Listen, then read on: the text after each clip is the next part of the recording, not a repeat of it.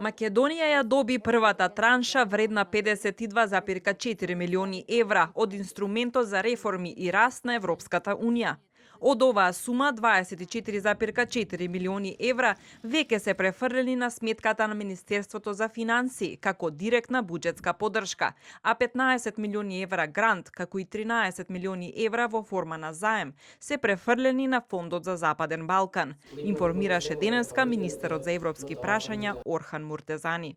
Со ова, Северна Македонија стана првата земја во регионот која ги доби овие средства, откако предходно ги презеде сите неопходни чекори, односно ги заврши правните процедури, а тоа значи дека договорот за заем и договорот за грант веќе се стапени во сила. Исто така, земјава ќе бара од Европската комисија 17,1 милион евра за веќе реализирани реформи, а дополнително државата има рок до јуни оваа година, даден од ЕУ, да реализира реформи за кои веќе се предвидени 70,6 милиони евра, вели Муртезани. Подоставивме првото барање за ослободување на дополнителни средства во износ од 17,1 милион евра.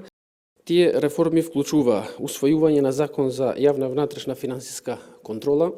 донесување на подзаконски акти од законот за буџети,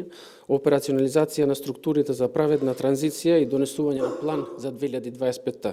година, измени во законот за трговски друштва во делот за критериумите за избор на членови за управните и надзорните одбори и во делот на правосудството, пополнување на испразнетите места во судството и обвинителството. Интензивно се работи и на реализација на чекорите за периодот до јуни годинава,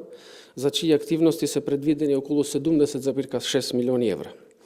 Овие чекори предвидуваат активности во важни области, како што се подобрувањето на кибербезбедноста,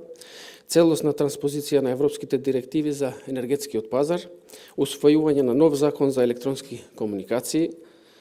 подобрување на управувањето со електронските документи и архивски материјали, како и зголемување на бројот на инспекции на пазарната и трудовата инспекција со фокус на градежништвото, туризмот и земјоделството, како и понатамошни реформи во правосудниот сектор.